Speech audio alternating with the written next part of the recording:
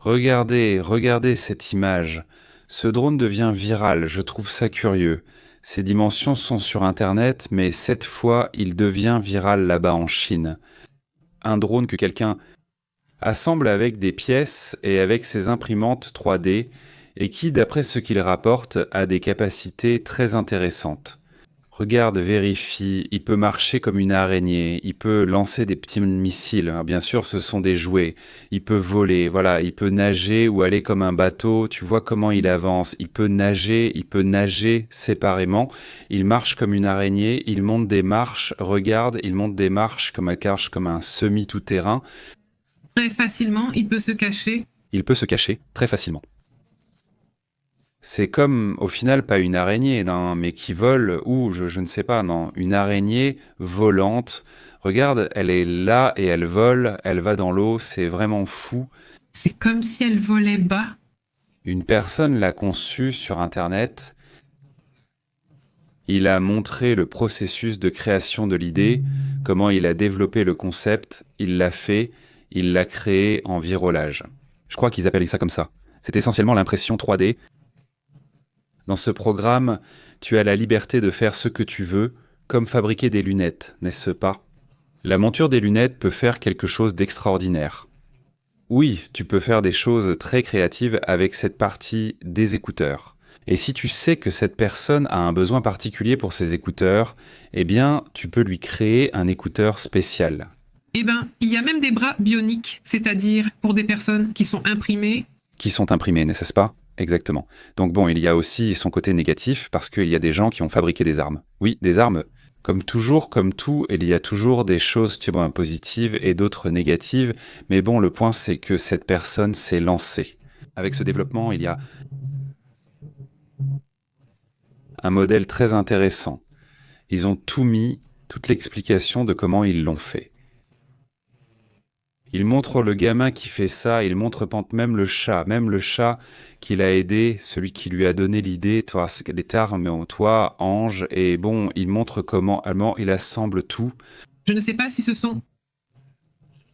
Ces enfants, on voit les gamins, ils sont en train de le faire, mais tu sais, gamin, mais c'est bien, gamin, oui, c'est bien, gamin. Je vois que l'un est soit très jeune, soit le frère aîné, et l'autre, c'est le petit gamin. Là, on voit les trois mains, le point, c'est qu'ils arrivent à réaliser ce projet.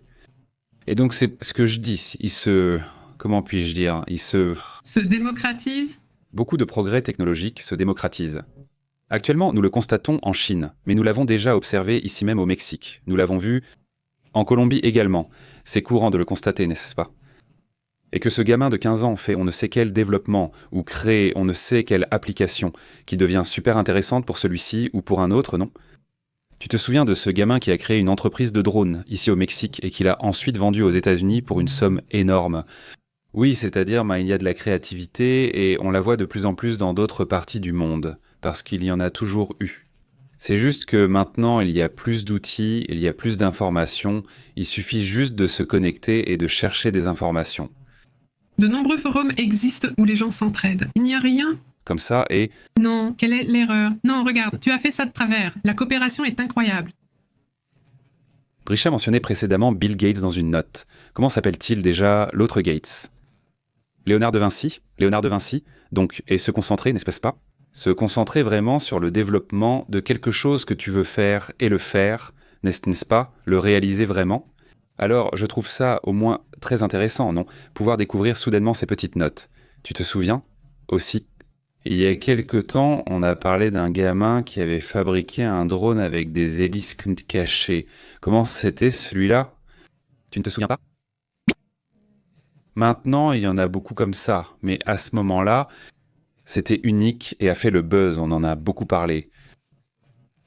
On n'a plus eu de nouvelles de ce drone depuis. On n'a plus jamais eu de nouvelles de ce drone dans cette affaire, mais cette partie m'intrigue vraiment. Bon, passons à un autre sujet, abordons un autre thème important. Eh bien, la Russie renforce ses mesures. En Russie, le contrôle d'Internet dans le pays s'intensifie. L'accès aux applications occidentales est déjà restreint, tandis qu'ils commencent à préparer le lancement de leur propre plateforme de messagerie, comme WhatsApp. Tout comme la Chine, qui a aussi ses propres applications, car LX et Facebook y sont interdits. eh bien, eux aussi ont leurs propres applications qu'ils contrôlent de manière très stricte. Le service qu'ils vont lancer en Russie s'appelle Max et il est déjà préinstallé sur tous les smartphones vendus en Russie à partir de septembre. Cela a également alimenté les spéculations sur le plan de Poutine de bloquer ce qui serait WhatsApp et Telegram. Regardez Telegram, qui a été fondamental pour de nombreux blogueurs russes qui partagent beaucoup de choses sur la guerre et aussi à l'intérieur. Les militaires partagent beaucoup sur Telegram qui va bientôt être interdit. L'idée est de filtrer les Russes dans un environnement en ligne contrôlé par l'État, qui soit plus facile à surveiller et à censurer. Comme en Chine, où ils retirent le mot Winnie l'ourson parce qu'ils ne veulent pas qu'on l'associe au président. Ils font principalement du copier-coller. C'est fou. Commençons. Changeons de sujet. Nous avons des rapports, certains courts, et le reste est déjà connecté. Mais, écoutons ce message. Comment ça s'appelle déjà? Pardon, ne me dis pas le nom, voyons si je m'en souviens. Mais attends, tu n'as pas le droit de me le dire. Voyons, c'est Mike? Oui, Mike? Oui ou non? Très bien, Mike Thompson, Mike Nicholson, Mike, ce n'était pas ça. On apprécie d'être pardonné pour les noms, mais je ne me souviens pas, c'est pas Jack Nicholson, mais Mike quelque chose, Mike Johnson Chihuahua. C'est lui le responsable, le président du Congrès des États-Unis. Et donc il est allé au mur des lamentations, là-bas en Israël, non? Alors voyons ce que dit l'Espagnol. Écoutons donc le message qu'il donne là-bas. Mike Johnson, le 56e président de la Chambre des représentants aux États-Unis. Nous sommes ici avec une délégation de membres de la Chambre. Nous sommes très reconnaissants d'être en Israël, surtout en ce jour, en reconnaissant la destruction des deux temples à deux moments de l'histoire. Mais c'est un moment très émouvant pour nous, d'être ici, au mur des lamentations. Nous avons offert nos prières, nous avons mis nos petits papiers dans le mur, comme c'est la tradition, et nous sommes très touchés par l'hospitalité des gens et le grand amour d'Israël. Notre prière est que les États-Unis soient toujours aux côtés d'Israël et que nous prions pour la préservation et la paix de Jérusalem. Les Écritures nous le demandent. C'est une question de foi et d'engagement pour nous. Voici le message de Mike Johnson. Eh bien, en faisant ce détour par Israël, et nous allons voir de nombreux hommes politiques américains, des membres du Congrès, surtout en ce mois d'août, visiter différents pays. Parce que c'est quelque chose où il est généralement une période de voyage et de vacances pour eux. Alors, disons qu'ils vont et qu'ils observent comment ils influencent les politiques internationales ou s'informent sur l'état de certaines choses. Bon, sûrement nous verrons des membres du Congrès là-bas en Iran, en Ukraine. Nous verrons probablement dans certaines régions du Moyen-Orient, mais probablement pas en Iran. Mais peut-être que cela pourrait être dans une autre région du Moyen-Orient, les Émirats arabes unis, cela pourrait être dans une de ces régions. Et donc nous allons voir le Congrès parler aussi de choses atypiques, probablement comme le sujet des objets volants non identifiés et d'autres sujets qu'ils vont sûrement aborder. Le sujet d'Einstein ne sera pas abordé pendant près d'un mois, car tout le monde sera dispersé. Cela offre également un répit au président américain Donald Trump, qui souhaitait qu'on cesse d'évoquer cette affaire.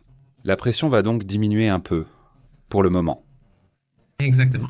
Mais bon, il y a toujours des personnes qui rappellent le sujet. Bien sûr, le sujet. Passons maintenant à un autre thème tout aussi important. Avons-nous une autre image en ce moment? Oui. Il ne reste plus qu'à lui donner la montre. La voilà. Voyons de quoi il s'agit, ce Donald Trump. Écoutons ce qu'il dit. Oui, les mathématiques. Voyons. Une chute énorme des prix des médicaments, vous savez. Nous avons réduit les prix des médicaments de 1200, 1300, 1400 et 1500%. Je ne parle pas de 50%, je parle de 1400, 1500%, parce que nous suivons la politique de la nation la plus favorisée. Nous voulons le même prix que l'Europe obtient. Nous voulons le même prix que n'importe quel autre pays obtient. Et au fil des années, il y a 25-30 ans, cela a commencé quand ils ont commencé à nous faire payer beaucoup plus. J'y ai mis fin avec une lettre que tu as vue la semaine dernière. Ça sera sûrement un point important. Je ne sais pas comment quelqu'un pourrait gagner une élection s'il est du côté opposé de ça. Voyons voir, voyons. C'est très bien, oui, c'est très bien. Voyons voir, voyons les mathématiques, voyons voir, voyons le nombre. De quel médicament parlez-vous exactement? Il dit, disons qu'un médicament valait $10, moins 1500%, c'est ce qu'il dit qu'il vaut. Donc, si tu achetais de l'aspirine à 10 $, il devrait te rembourser 140 $. Exactement. Et c'est comme ça que fonctionne le moins. Et l'autre jour, il a dit exactement la même chose à propos du fentanyl. C'est-à-dire, il disait que maintenant, les drogues, que l'envoi de drogue avait diminué. Et tout cela à 1,5%. Alors maintenant, ils ne réduisent plus. Maintenant, ils ne reçoivent de plus. Maintenant, ils ne reçoivent plus. Mais maintenant, ils la vendent dans d'autres parties du monde. L'autre jour, il a imposé des tarifs de 25% sur le fentanyl, ce qui est surprenant. Comment tu vas mettre des tarifs sur quelque chose qui est illégal? C'est-à-dire, il faudrait le faire passer à la douane de façon illégale, alors tu peux mettre des tarifs. Parfois, il laisse échapper des choses. Si les mathématiques de Trump sont assez drôles ou enfin non. Clairement, on ne peut réduire ni de 1500% ni de 100%. On peut réduire de 10%, de 5%, voire même de 99%. C'est théoriquement possible, mais peu probable. Mais bon, maintenant passons à... Message. De Tégu, allons-y, donc Aujourd'hui, je partage cette vidéo. Ceci est en réponse aux images que les membres du Hamas ont partagées. Chers citoyens d'Israël, comme vous, j'ai aussi été horrifié. J'ai vu les vidéos horribles. Rome et Evia, j'ai contacté les familles et les ai réconfortées personnellement. Elles sont aussi écœurées au siège. Mais les monstres du Hamas qui les entourent ont de gros bras. Ils ont tout ce dont ils ont besoin. Ils les affament, comme les nazis. Et quand je vois ça, je comprends exactement, il ne veut pas d'accord. Il veut nous briser à travers ces vidéos de terreur, à travers la fausse propagande de terreur qu'il diffuse dans le monde entier. Mais nous ne céderons pas. Je suis rempli d'une terreur. Pour éliminer Ravi. Eh bien, voilà.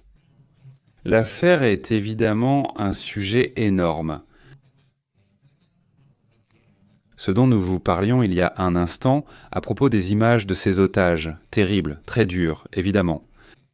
Et c'est vrai qu'au final, les membres du Hamas semblent toujours bien nourris.